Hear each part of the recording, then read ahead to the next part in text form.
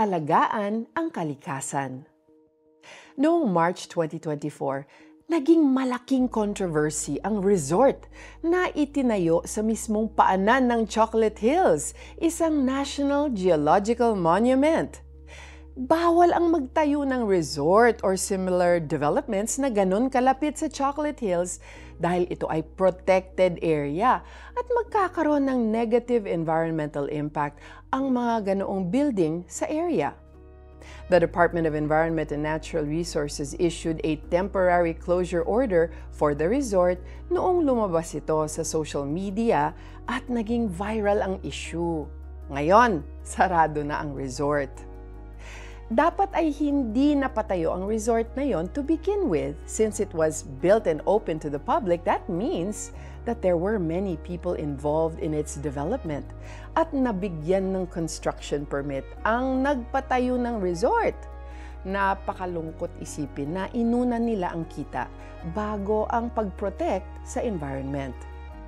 Ito ay isang extreme example of dishonoring our natural environment.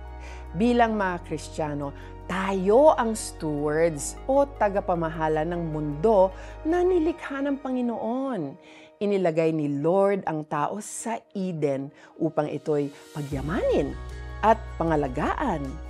Wala na nga tayo sa Eden, but caring for God's creation is still our responsibility.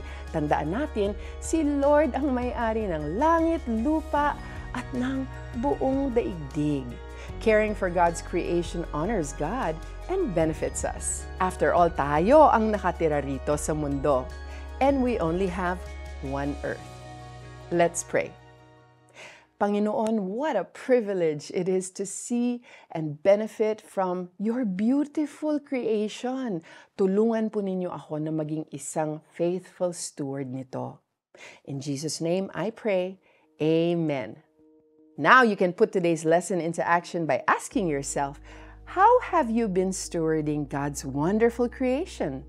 Gumawa ng checklist of 3 practical things you can do to care for the environment every day.